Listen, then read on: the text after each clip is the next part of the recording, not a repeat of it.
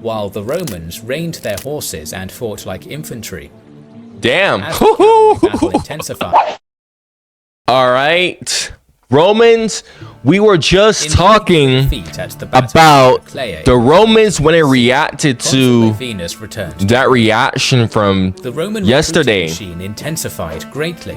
Quickly, we were talking about Crassus when it was reacting to Prophet Muhammad Meanwhile, Pyrrhus in that video yesterday. did not yet So understand the Roman mindset. very fitting that we react to more content like this right afterward. Envoy with great gifts, which were probably meant as bribes.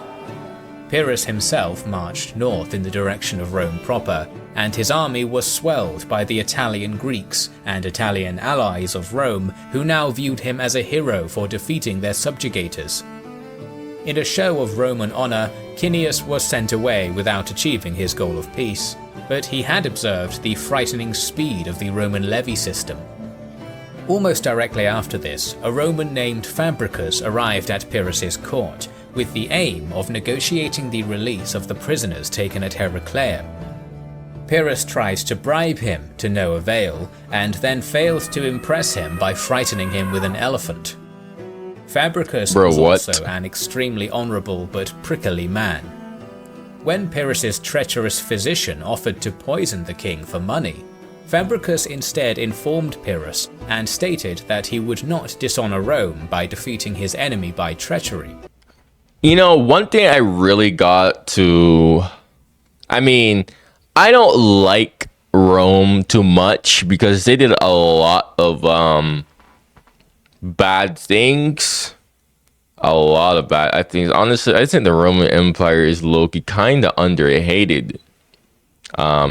It's kind of insane how a place like this is freaking romanticized despite all the things that they did. But you know, there's still some aspects I really do admire about Rome, and that's their like chivalrous like aspects. Like, you know, they don't really do cheap tricks, right? Like, they don't really do cheap tricks at all.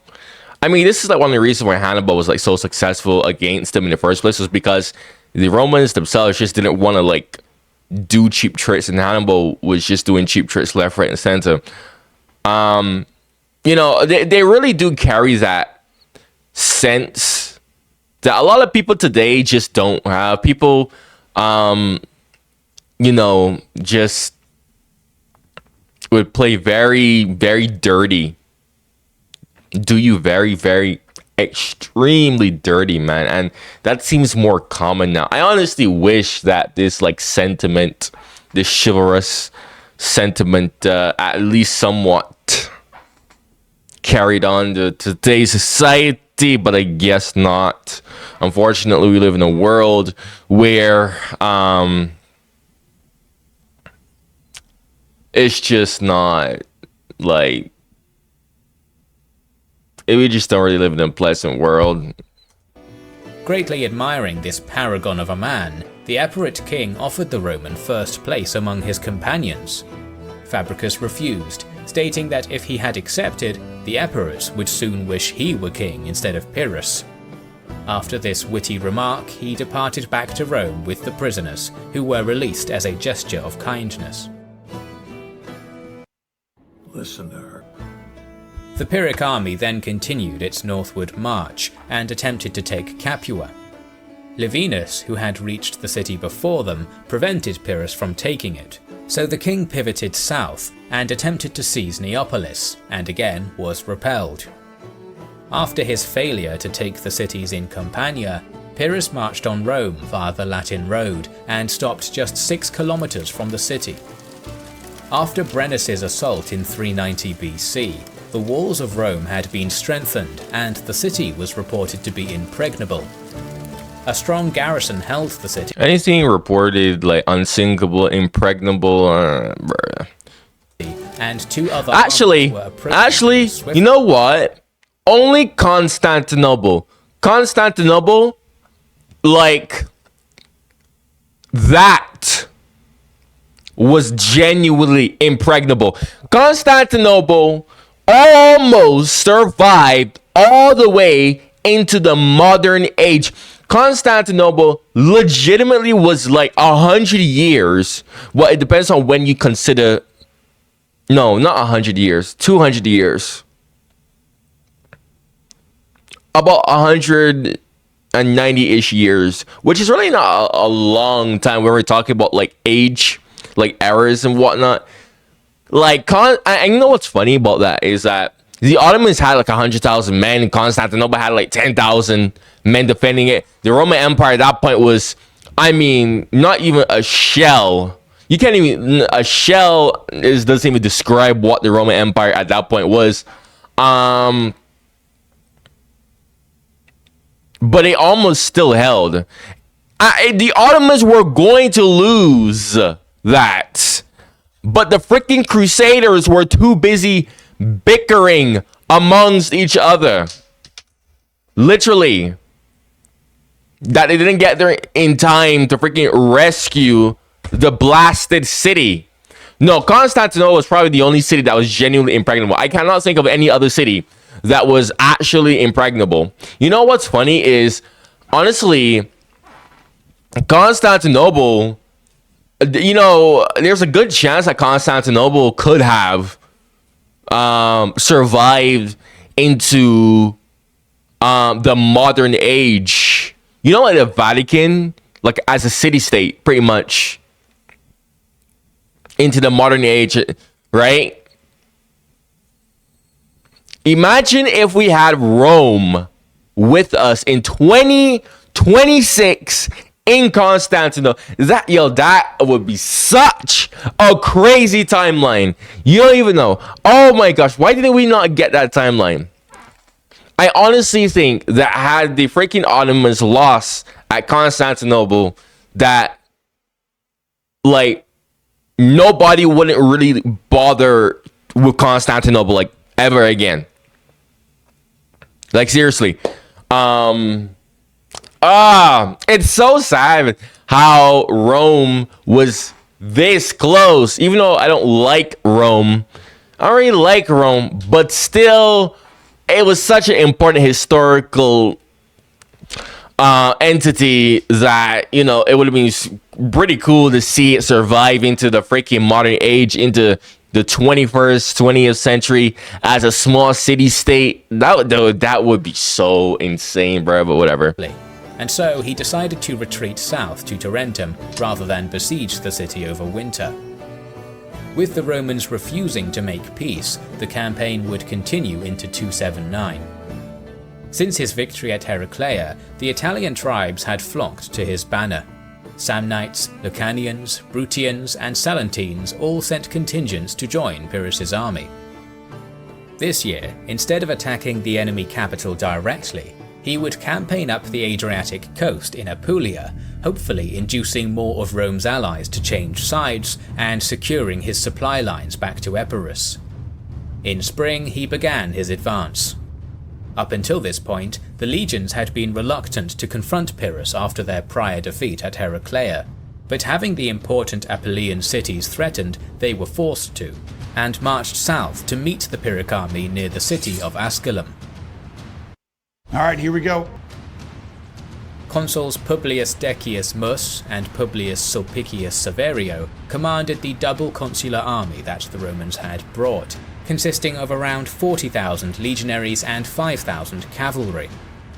In addition, they had learned from their previous defeat at the hands of Pyrrhus's elephants and had constructed roughly 300 anti-elephant wagons armed with iron tridents and manned by missile troops.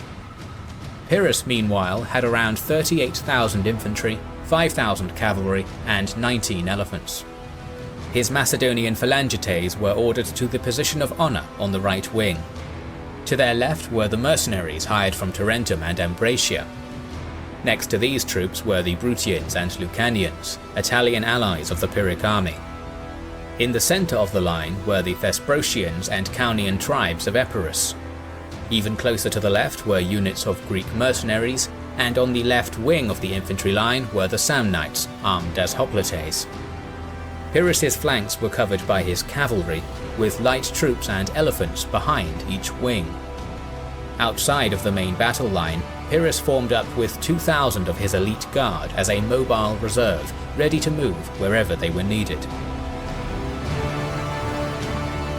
The Roman army had an excellent defensive position, anchored on the far side of a small and swiftly flowing river. Seeing this, and the uneven ground close to the river that his phalanx currently occupied, Pyrrhus retreated to flatter ground to the rear and allowed the Romans to cross the river. When both sides were on the same side of the river, they made contact. The battle between the phalangites and legionaries in the centre was inconclusive, while the cavalry on both wings engaged one another. The Pyrrhic horsemen engaged in the Macedonian style, continuously wheeling and charging again, while the Romans reined their horses and fought like infantry. Damn! As the cavalry battle intensified, Pyrrhus called his elephants forward, but the Romans sent their wagons in as a response. While this slowed the elephants at first, the light infantry deployed with them killed the wagon crews or the oxen pulling them. Oh. Meanwhile, in the center, the Romans were getting the better of the phalangites on the bad terrain until the Italian allies of Pyrrhus finally broke under the pressure. Oh. The king, sensing the danger, charged with his 2,000 elite cavalry reserve to plug the gap and managed to destroy the Roman front ranks in the area. Oh my gosh, I don't know how this is gonna end. At this point, you know, this is like what I really like.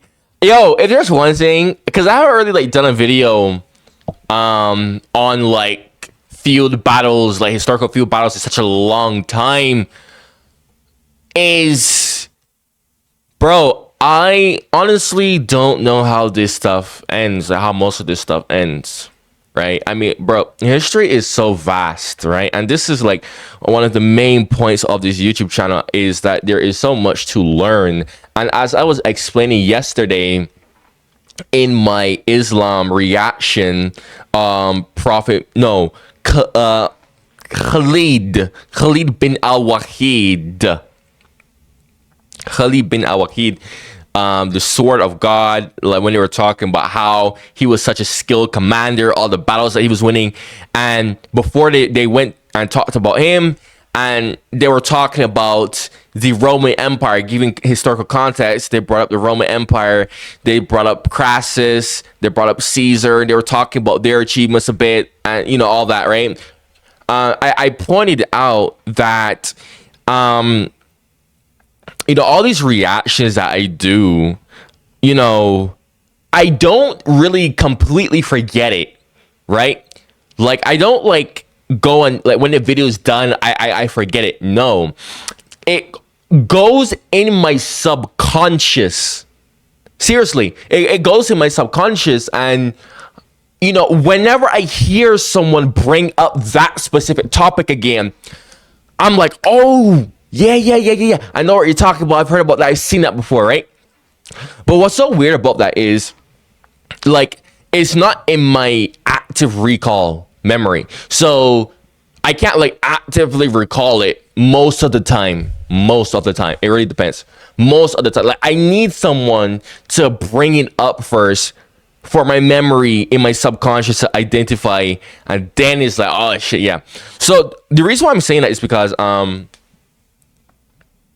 yeah, like most of this stuff that I react to is like, I'm coming in blind. I don't know what the hell I'm gonna be seeing like 90% of the time. So whenever I'm seeing these battles, I'm always like, Jesus, how does this end? Like, how could this possibly end like this, right? If I have like some type of context where the timeline in our canon timeline, you know, ended up differently. You know, I might know what happened in our canon timeline, but I don't know why it ended that way, right? Or if it seemed like it should have ended that way, I don't know what caused it to not end like that. You know what I mean? So, you know, it's very enjoyable to see this, to watch this, and to always be, like, on my feet. 1,000 Roman allies, who had been trying to attack the Pyrrhic army from behind, managed to find and burn the Pyrrhic camp.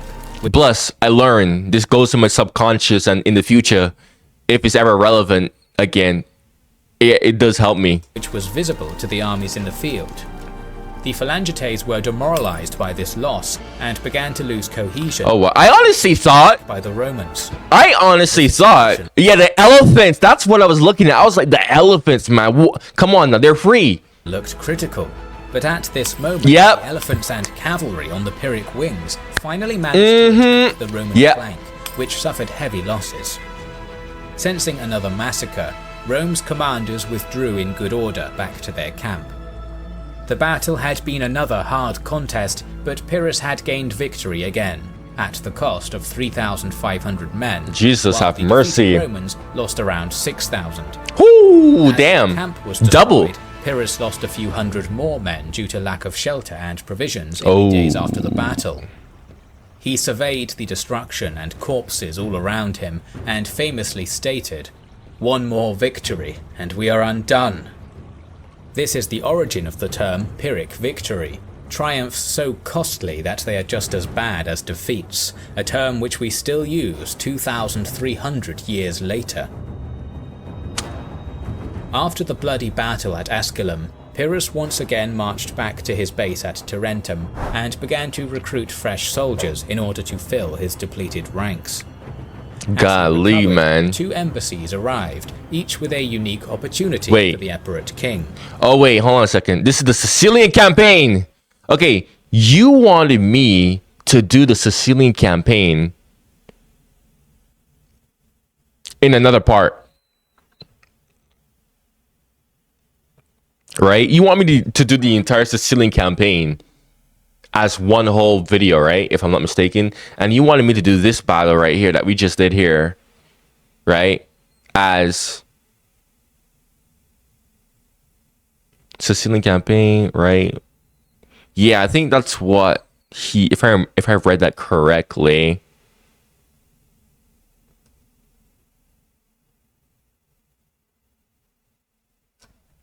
Okay, so I just reread the message on Discord. I think what you want me to do, the Sicilian campaign. Yeah, I want to.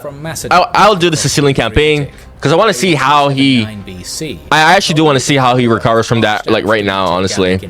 So yeah, I'll do that. Falling from his horse. Perfectly fine. Macedon was in trouble and needed a king who was a proven warrior. The second envoy was from the Greek cities of Sicily, which were I forgot how good this series was, including the Mamertine mercenaries and, more importantly, the extremely wealthy Carthaginians. Likely tempted by ambitions of invading Sicily as a springboard to conquering Carthage, Pyrrhus opted for the Sicilian option, horrifying his Tarentine allies. In late summer of 278, he departed Italy for Sicily with 8,000 infantry and 2,000 cavalry. His ships managing to 10,000 men. Blockade that's kind of sizable. Pyrrhus's force landed at the eastern coastal city of Tauromenium, where a local tyrant had already declared his allegiance to the Epirot king. From there, he sailed south to Catana. The citizens welcomed him as a liberator, and the army received 3,000 reinforcements. It's 13,000 now. He traveled with both his army over land and ships at sea towards Syracuse. The Carthaginian army, which was besieging the city, Carthage mentioned, and were caught off guard by Pyrrhus's advance, retreating soon after despite their numerical advantage.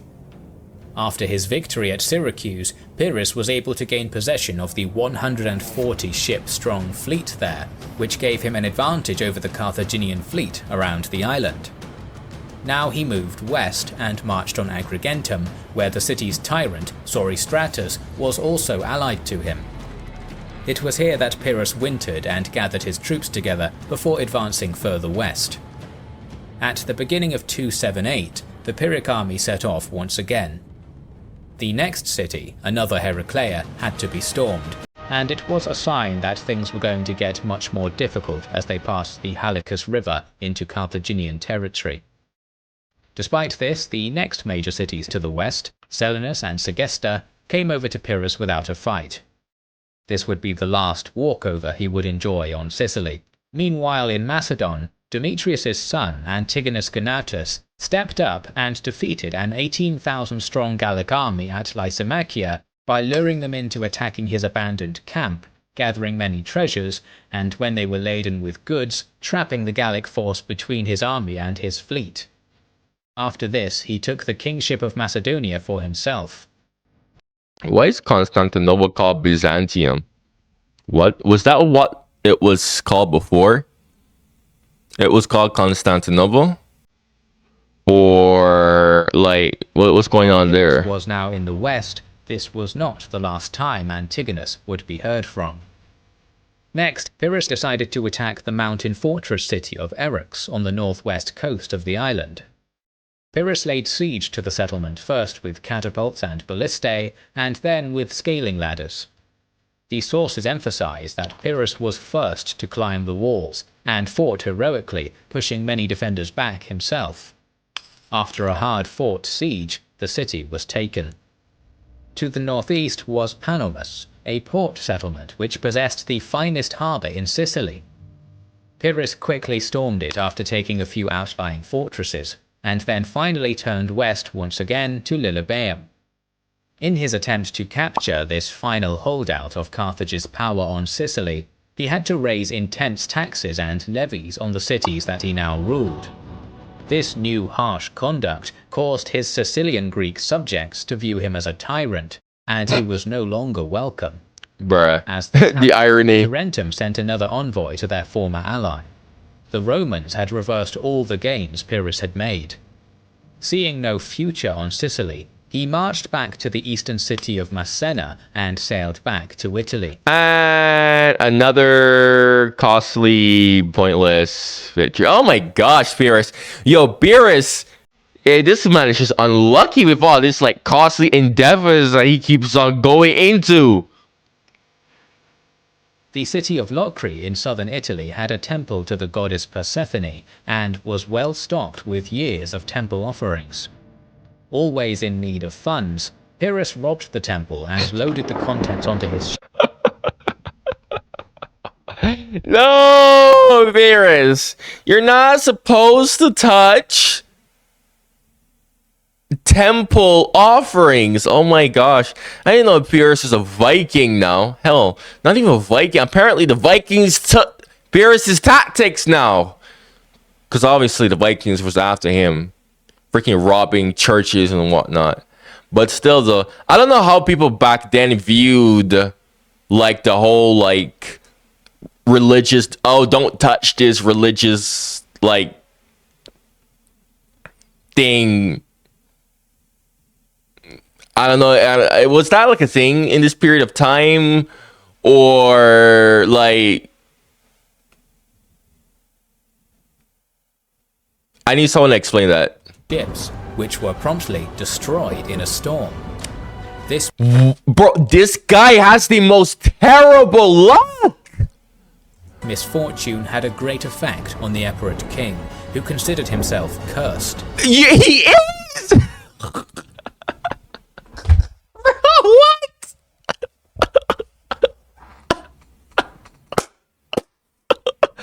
Yo, it's funny because, bro, like, why is everything bad happening to this guy, bro?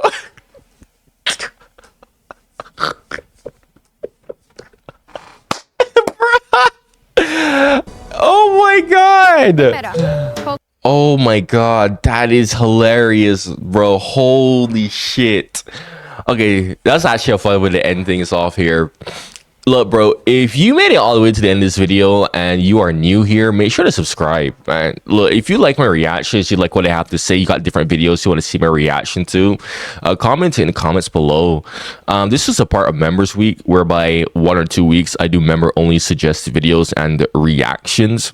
If you are a active viewer who have a lot of videos that you want to see my reaction to, I recommend you become a member, or you can just like send me a donation just stating like, hey, you know, I have some videos here, in order to like get my attention, and then we could like discuss on the details of all that. Like I said, only for active people, not like any and everybody, only active people, the people who are really dedicated to watching my stuff and like binge watch my videos, right?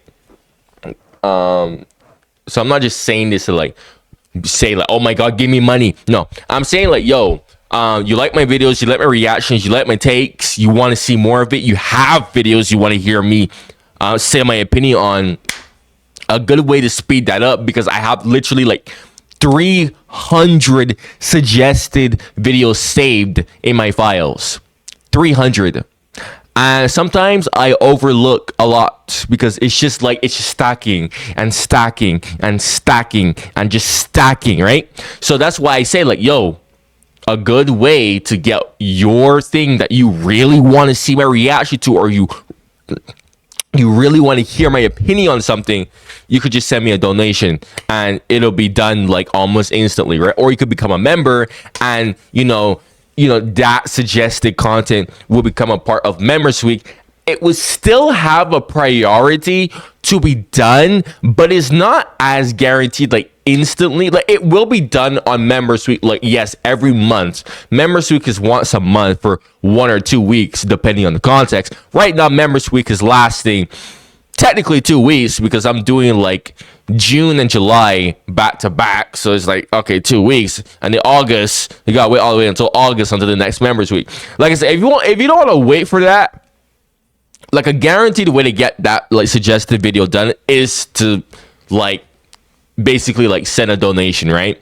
So yeah, link to all the benefits when you become a member is gonna be in the comments. I gotta start back sending that link. I actually do have a Patreon page, guys.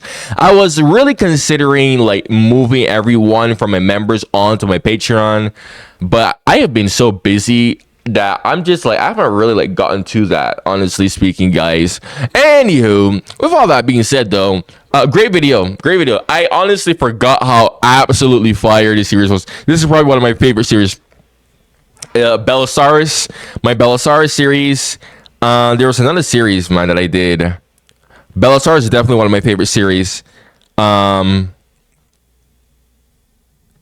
was more series that I did. I gotta check my playlist, because I did a bunch of series. I can't really think, but this is definitely top 5 series that I've like reacted to here. But anyways, with all that being said though, thank you for watching and goodbye.